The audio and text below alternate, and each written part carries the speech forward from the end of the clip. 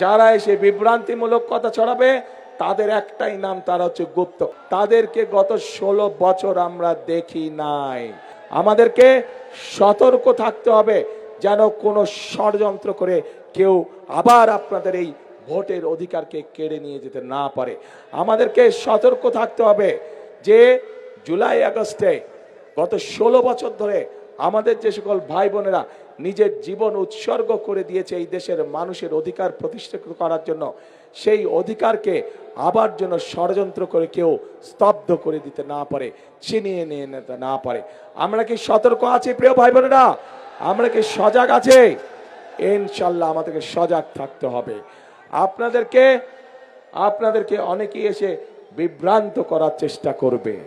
আপনাদেরকে অনেকেই এসে বিভ্রান্ত করার চেষ্টা করবে।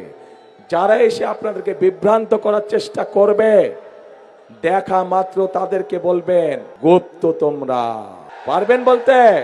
যারা এসে বিভ্রান্তিমূলক কথা ছড়াবে তাদের একটাই নাম, তারা হচ্ছে গুপ্ত। কারণ তাদেরকে গত 16 বছর আমরা দেখি নাই।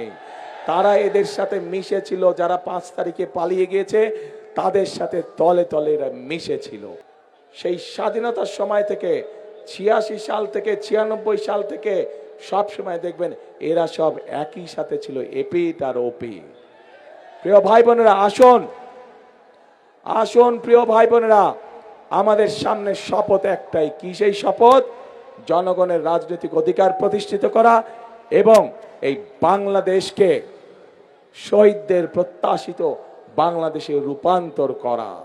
যেই বাংলাদেশে প্রত্যেকটি মানুষ নিরাপদে চলাচল করতে পারবে, যেই বাংলাদেশে প্রত্যেকটি নারী পুরুষ নিরাপদে বসবাস করতে পারবে, যেই বাংলাদেশে প্রত্যেকটি মানুষ নিরাপদে রাতে ঘরে ঘুমোতে পারবে।